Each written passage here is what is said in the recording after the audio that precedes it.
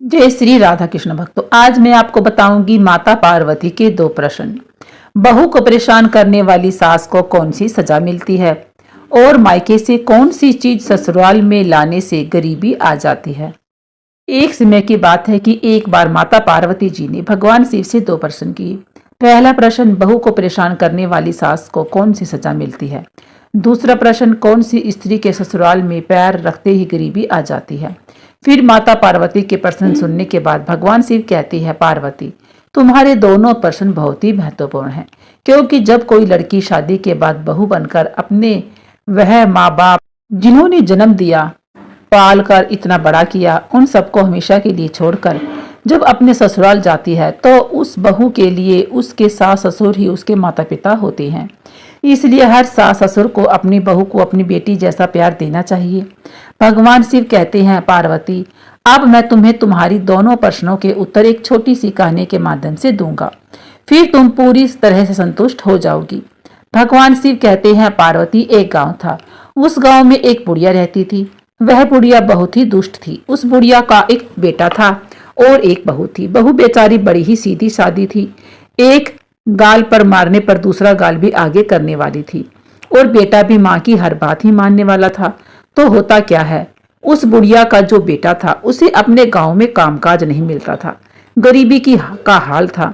जमीन भी इतनी ज्यादा नहीं थी जिससे कि बुढ़िया का बेटा उस जमीन में काम करके और कुछ धन कमा सके। फिर जब उसको अपने गांव में काम नहीं मिलता था तो काम की तलाश में वह दूसरे गांव जाता था। वहां उसे एक अच्छा काम मिल जाता था, लेकिन वहां उसे हर रोज घर आने के लिए समय नहीं मिलता था। सिर्फ साल में एक बार या कुछ दिनों के लिए ही उसे छुट्टी मिलती थी। इसलिए वह दूसरे नगर में जाकर काम करता था, लेकिन उसे अपनी पत्नी की भी बहुत चिंता रहती थी। इसीलिए जब उस बुढ़िया का बेटा अपने घर से काम करने के लिए दूसरे स्थान पर जाता था तो जाने से पहले हमेशा अपनी माँ से कहता था कि माँ मेरी पत्नी का ध्यान रखना, क्योंकि मैं रोजाना यहाँ पर नहीं आ सकता हूँ। फिर बेटे की बात को सुनकर वह बुढ़िया कहती थी कि हाँ बेटा, तुम बिल्कुल भी चिंता ना करना, मैं तुम्हारी पत्नी का अच्छे से अच्छा ख्याल रखूंगी, उसे कोई भी कष्ट नहीं होने दूंगी। तुम बेफिक्र होकर दूसरे गांव में काम करने के लिए जा सकते हो। अपनी पत्नी की चिंता मत करो, उसे मेरे ऊपर ही छोड़ दो। इस प्रकार बुढ़िया अपने बेटे को झूठा दिलासा देकर और अपने बेटे को काम करने के लिए घर से विदा कर देती थी। और फिर बेटे के जाने के बाद में वह अपनी बहू को बहुत ज्यादा परेशान करती थी। अब इस प्रकार समय धीरे धीरे गुजरता जा रहा था। वह बहू अपनी सास के ताने सुनकर भी चुप रहती थी। चाहे सास बहू को कितना भी प्रताड़ित करती थी, लेकिन कभी भी वह अपनी सास को पलटकर कोई जवाब नहीं देती थी, क्योंकि वह बहुत ही संस्कारी थी और अपनी सास को अपनी माँ जैसा प्यार देती थी। अब इस प्रकार समय धीरे धीरे गुजरता गया। फिर एक दिन उस बुढ़िया की बेटा छुट्टी पर आया और 2 दिन तक घर पर ही रहा, मगर उसकी पत्नी ने अपनी सास की कोई भी शिकायत नहीं की। फिर इस प्रकार छुट्टी के बाद में जब वह बुढ़िया का बेटा काम के लिए दोबारा जाता है तो जाने से पहले अपनी माँ से कहता है कि माँ मेरी पत्नी का ख्याल रखना। तो इस पर उसकी माँ कहती है, बेटा तुम आराम से जाओ, मैं तुम्हारी पत्नी का बहुत अच्छे से ख्याल रख रही हूँ और रखती ही रहूंगी, क्योंकि यह मेरी बहू नहीं है तो मेरी बेटी है। इस प्रकार बेटे के घर से जाने के बाद बुढ़िया का ही राज था। अब बहू को संभालती कहाँ, वह तो उसे जितना हो सके उतना सताना शुरू करती है। स्वयं पैर फैलाकर बैठती है और उससे घर खेत का सारा काम करवाती है और उसे बहुत जल्दी उठाती है। खाना पकवाती है, बर्तन मंजवाती है, पानी भरवाती है, आदि सारे काम करवाती है। उसके बाद कभी जंगल में लकड़ियां लाने के लिए भी भेज दिया करती है और खेत का काम करने के लिए तो हर रोज ही भेजती है। दिन भर उससे कोहुल के बैल की तरह ही काम करवाती है, उसे थोड़ा भी आराम नहीं करने देती। उसके ऊपर उसे ठीक तरह से खाना भी नहीं देती। वह बेचारी बहू यह सब कष्ट चुपचाप सहती रहती है, मगर सास को पलटकर कोई भी जवाब नहीं देती। बुढ़िया के बताए किसी भी काम को कभी भी मना नहीं करती। बुढ़िया का सारा काम कहते ही कर दिया करती थी, मगर बुढ़िया को फिर भी अपनी बहू पर तरस नहीं आता था। उसे दिन रात बहुत ही सताती रहती थी और उसकी बहू अपने पति से भी कभी कुछ नहीं कहती थी, क्योंकि वह नहीं चाहती कि घर में कलह हो और उसका पति जो दूसरे गांव में काम करने के लिए गया है वह भी चिंता में ग्रस्त हो जाए। इस प्रकार से दिन बीतते गए और एक दिन सास को पता चलता है कि हमारी बहू गर्भवती है, तो वह एकदम से स्तंभ हो जाती है और सोचती है कि कमाने वाला मेरा बेटा अकेला है, ऊपर से यदि एक बच्चा और आ गया तो खाने वाले का एक मुंह और बढ़ जाएगा उसके ऊपर बच्चे के जन्म के बाद उसका ख्याल रखने के कारण बहू कोई काम नहीं करेगी, मुझे ही सब काम करना पड़ेगा। वह बुढ़िया अपनी बहू के बारे में ऐसा सोचती है।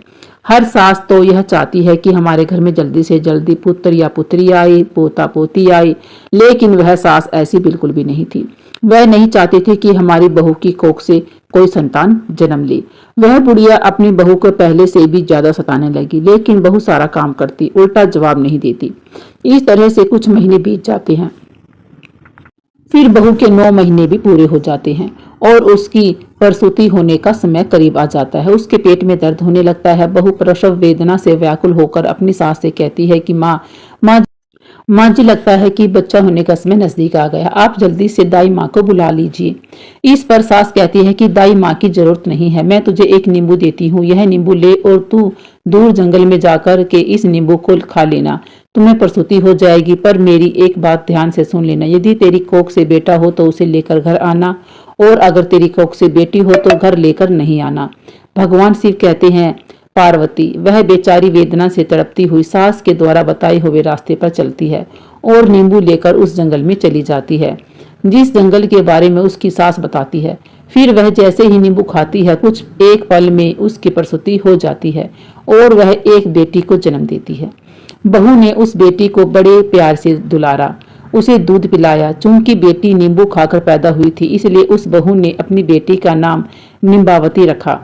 फिर इतना करके बहू ने एक ऐसे पेड़ की खोज की जिससे कोई खोकर हो, तो खोज करने पर एक तने के पेड़ में उस बहू को खोकर मिल गया। फिर उसने अपनी बेटी निम्बावती को उस खोकर में रखा और उस पेड़ पर रहने वाली चिड़िया से कहा कि यदि मैं अपनी बेटी को घर ले जाऊंगी तो मेरी सास मेरे साथ मेरी बेटी को भी मार देगी, इसलिए मैं अपनी बेटी को इस खोकर में आपके भरोसे छोड़कर जा रही हूँ। हे चिड़िया, मेरी बेटी का ध्यान रखना। भगवान शिव कहते हैं, पार्वती इतना कहकर वह बहू घर वापस आई। अब वह जैसे ही घर वापस आती है तो बुढ़िया समझ जाती है कि उसे बेटी हुई है, क्योंकि उसने पहले ही कहा था यदि बेटा हो तो घर लेकर आना, बेटी हो तो लेकर नहीं आना। अब तो बहू डर के मारे उसे जंगल में छोड़ आई है।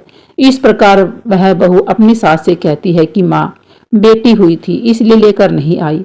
फिर तो बहू की बात सुनकर कि वह बुढ़िया एकदम से शोर मचाने लगी कि और चिल्लाने लगती है कि मेरी बहू ने अपने बच्चे को खा लिया, मेरी बहू बच्चे खाने वाली डायन बन गई है। उस बुढ़िया के द्वारा बहू को इतना परेशान किया जाने लगा, मगर बहू अपनी सास की बात को अनसुनी कर देती है और मन ही मन में इस बात से खुश रहती है कि भगवान की कृपा से उसकी बच्ची जिंदा है। और फिर रोजाना वह बहू जानवरों को चराने के बहाने से जंगल में जाती है और अपनी बच्ची को दूध पिलाती है। इस तरह से कुछ दिन बीत जाते हैं। उधर उस पेड़ की खोकर में निम्बावती धीरे धीरे बड़ी हो जाती है। इस तरह 1 साल गुजरता है और उधर उस बुढ़िया का बेटा छुट्टी लेकर घर वापस आता है और जैसे ही घर के अंदर प्रवेश करता है तो बुढ़िया अपने बेटे से कहती है, क्या बताऊं बेटा, तुम्हारी पत्नी मनुष्य नहीं एक डायन है जो जिंदा मनुष्य को खाने वाली है। तुम्हें एक बेटी हुई थी लेकिन तुम्हारी बहू ने तुम्हारी बेटी को खा लिया।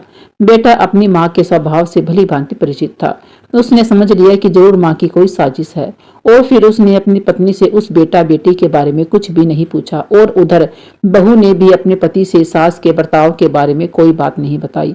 वह नहीं चाहते थे कि घर में किसी प्रकार का झगड़ा कलेश हो। भगवान शिव कहते हैं, पार्वती अब कुछ दिन घर रह करके काम के लिए दूसरे गांव चला जाता है और उधर वो बहू दोबारा से गर्भ धारण करती है और बुढ़िया को जब यह बात मालूम होती है कि मेरी बहू दोबारा गर्भवती हो गई है, फिर तो एकदम से आग बबूला हो जाती है और फिर अपनी बहू को पहले से भी ज्यादा सताने लगती है। दूसरी बार जब 9 महीने पूरे हो जाते हैं तो बहू को प्रसव वेदना शुरू होती है, तो वह सास को पहले की तरह ही दाई बुलाने के लिए कहती है, मगर इस बार भी बुढ़िया दाई को नहीं बुलाती, मगर एक मुट्ठी भर जीरा लाकर अपनी बहू के हाथ में देती है और कहती है कि यह जीरा लेकर उस जंगल में जाना और इस जीरे को खा लेना, तुम्हें प्रसूति हो जाएगी, मगर एक बात ध्यान रखना, बेटा हो तो लेकर आना, बेटी हुई तो वहीं फेंक आना। भगवान शिव कहते हैं, हे पार्वती इस प्रकार सास के कहने पर बहू एक सुनसान जंगल में फिर से जाती है और वहां जाकर के जीरा खाती है तो कुछ ही समय उसे प्रसूति होती है और वह एक बेटी को जन्म देती है और बेटी के जन्म लेते ही वह बहू अपनी बेटी को दुलारती है, दूध पिलाती है, क्योंकि वह बेटी जीरा खाने से पैदा हुई थी, इसलिए अपनी बेटी का नाम जीरावंती रखती है। और फिर पहली बेटी को जहां पर रखा था उसी खोकर में जाकर के अपनी दूसरी बेटी को भी रखती है और चिड़िया को उसका ध्यान रखने के लिए कहकर वापस घर आ जाती है। उधर बहू के घर पहुंचते ही वह बुढ़िया पहले से भी ज्यादा सवर में चिल्लाती है और गांव वालों से कहती है कि उसकी बहू ने इस बार भी अपनी बेटी को खा लिया। यह तो चुड़ैल है, मगर इस बार भी बहू अपनी सास के चिल्लाने का अनसुना कर देती है। और उधर गांव वाले भी उस बुढ़िया की बात पर ध्यान नहीं देते। भगवान शिव कहती हैं, पार्वती अब कुछ दिनों के बाद 1 साल और खत्म हो जाता है, उसका बेटा फिर से वापस आता है। तो बेटे के घर आते ही बुढ़िया पहले की तरह कहती अपने बेटे से बहू की चुगली करती है और बेटे से कहती है कि बेटे इस बार भी तुम्हारी बहू ने एक बेटी को जन्म दिया और उसके जन्म होते ही अपनी बेटी को उसने खा लिया। यह डायन है, बहू बहुत चुड़ैल है। इस प्रकार उस बुढ़िया की बात को सुनकर उसका बेटा चुपचाप रह जाता है और अपनी माँ से कुछ भी नहीं कहता और उधर अपनी पत्नी से भी वह कुछ नहीं कहता और ना ही कुछ पूछता है। फिर कुछ दिन घर रहकर जब वापस दोबारा काम पर जाता है तो बहू तीसरी बार भी गर्भवती हो जाती है। इस बार भी पहले की तरह ही हो जाता है। इस बार बुढ़िया बहू को एक आम देती है और बहू आम को लेकर उसी जंगल में जाकर खाती है और आम खाते ही वह एक बेटी को फिर से जन्म देती है और उसको दूध पिलाकर उसका नाम आमवंती रख देती है। फिर उसको भी उसी खोकर में रख देती है और चिड़िया का उसका ध्यान रखने के लिए कहकर वापस अपने घर आती है। अब बुढ़िया गांव के द्वार द्वार जाकर बहू की चुगली करती है, मगर बहू अपनी सास को एक भी बात नहीं सुनाती और ना ही उनकी बातों का बुरा मानती है। सास की नफरत भरी बातों को अनसुना कर देती है। वह बुढ़िया गांव गांव चिल्लाती है कि हमारी बेटे की बहू डायन है, उसने 3 बेटियों को खा लिया है। वह बुढ़िया जिस तरह से शोर मचाती है तो लोगों को भी अब लगने लगता है कि वास्तव में उसकी बहू सचमुच ही बच्चे को खाने वाली है। तो लोग डर के मारे अपने अपने बच्चों को घर के अंदर बंद करके रखने लगते हैं। अब इस प्रकार से धीरे धीरे यह बात चारों तरफ फैल जाती है कि उसकी बुढ़िया की बहू डायन है।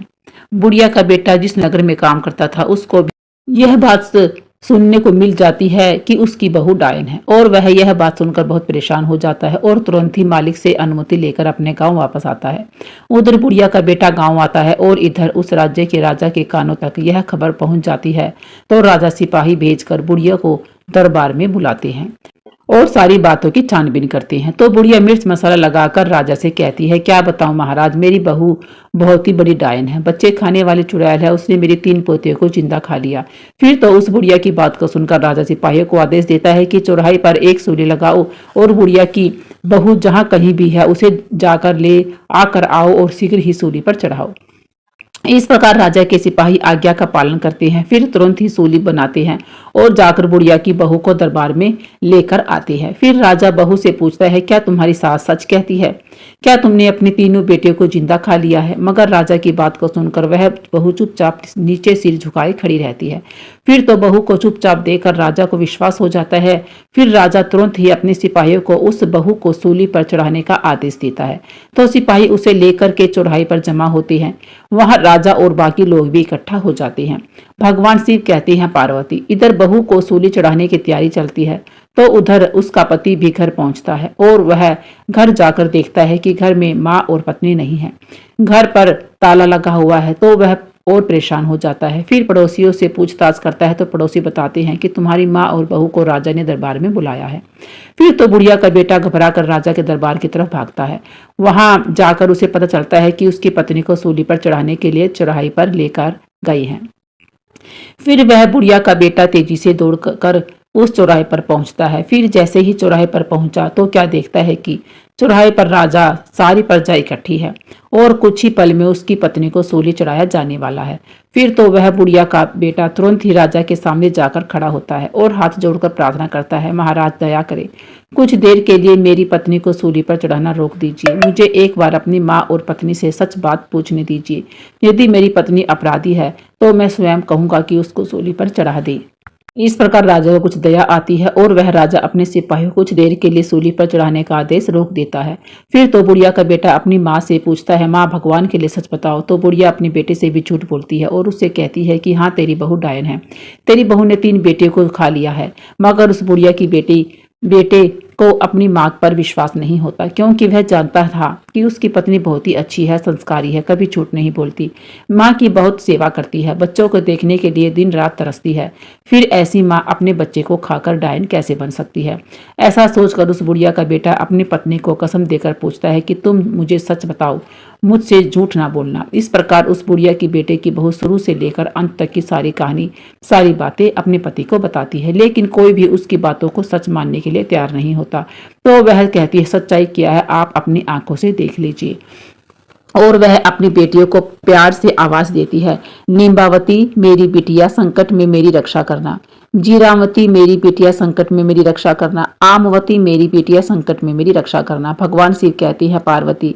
जैसे ही उस बहू ने अपनी तीनों बेटियों को याद किया तो बहू के याद करते ही उसकी तीनों बेटियां जंगल से भागी चली आती हैं और अपनी माँ से आकर चिपक जाती हैं। फिर तो उन तीनों बेटियों को देख करके उस बुढ़िया के बेटे को सच का पता चल ही जाता है। उधर राजा भी समझ जाता है और सारे लोग भी सच्चाई जान लेते हैं। राजा क्रोधित होकर उस बुढ़िया से पूछता है, अब तो बुढ़िया बता, सच बात क्या है? उधर राजा के तेवर देखकर बुढ़िया कांप उठती है। उसे सच बताना ही पड़ता है और फिर सच बात जानकर राजा उस बुढ़िया को सूली पर चढ़वा देता है और उस बहू के संस्कारों को देखकर राजा बहुत खुश होता है और उस बुढ़िया के बेटे से कहता है कि आज के बाद तुम्हें दूसरे गांव जाने की कोई जरूरत नहीं है, मैं तुम्हें इसी गांव में काम दूंगा। तुम अपनी पत्नी और बच्चियों को लेकर के हमारे यहाँ सुख से रहो। बुढ़िया का बेटा राजा से हाथ जोड़कर कहता है, आपकी बड़ी कृपा हुई महाराज। उसके बाद में बुढ़िया का बेटा अपनी पत्नी और तीनों बेटियों को लेकर के घर पर आ जाता है। घर आने के बाद जैसे ही उसकी पत्नी रात को अपने पति और अपनी तीनों बेटियों के साथ माता लक्ष्मी का नाम लेकर सोती है तो माता लक्ष्मी उसके स्वप्न में आकर उससे कहती है, बेटी अब तक तुमने अपना जीवन गरीबी में काटा है, लेकिन तुम चिंता मत करो, आज मैं बताऊंगी कि तुम्हारे जीवन में गरीबी क्यों आई। तुम्हारे ससुराल आने से पहले यह घर संपन्न था, लेकिन जैसे ही तुमने इस घर में अपना कदम रखा इस घर में गरीबी आ गई। आखिरकार इसके पीछे क्या कारण रहा? लक्ष्मी उस बहू से कहती है, बेटी हमेशा ध्यान रखना, जब भी कोई बेटी शादी के बाद बहू बनकर ससुराल में जाती है और ससुराल में यदि वह 3 चीजें लेकर जाती है तो समझ लो घर परिवार में अशांति छा जाती है और उसका असर उसके सुहाग पर भी पड़ता है। घर में गरीबी आ जाती है। इसलिए कभी भी किसी भी बेटी को शादी होने के बाद में अपने मायके से ससुराल में 3 चीजें कभी नहीं लेकर आनी चाहिए। पहला, चूल्हा। शादी के बाद रसोई की रस्म होती है। उस रस्म में बेटी मायके से दिए गए चूल्हे का प्रयोग करती है, मगर हमेशा ध्यान रखे यदि कोई भी नवविवाहित दुल्हन अपने मायके से चूल्हा लेकर अपने ससुराल में प्रवेश करती है तो सीधा उसका असर उसकी गृहस्थी पर पड़ता है, जिसकी वजह से भाग्य की देवी रूठ जाती है और घर में गरीबी आ जाती है। अब लक्ष्मी दूसरी बात बताती है, बेटी दूसरी चीज है नमक। नमक का काम होता है चीजों को नमकीन करना। जब बेटियां शादी के बाद मायके से ससुराल की ओर प्रवेश करती है तो उसका धर्म क्या होना चाहिए? नए घर में प्रवेश करते वक्त सबको साथ लेकर चलना, सबसे अच्छे से बातें करना, जो भी रिश्ता उससे जुड़ा है उन सभी रिश्तों में मिठास घोलना। ऐसे में नवविवाहित को कभी भी नमक लेकर अपने ससुराल में प्रवेश नहीं करना चाहिए और उससे जुड़ा हुआ हर रिश्ता नमकीन का रूप ले लेता है। हमेशा ध्यान रखना, यदि नवविवाहित बहू अपने मायके से नमक रूपी वस्तु अपने ससुराल में लाती है तो उसका सम्मान आजीवन अपने मायके के लोगों के साथ जुड़ा रहता है, लेकिन उसका संबंध अपने ससुराल वालों के साथ कभी नहीं सही रहता। वह रिश्ता कभी नहीं मीठा बन पाता। इसलिए किसी भी बेटी को विदा होने के समय नमक लेकर नहीं आना चाहिए। अब लक्ष्मी तीसरी चीज उस बहू को बताती है। लक्ष्मी माता कहती है कि बेटी तीसरी चीज अचार है।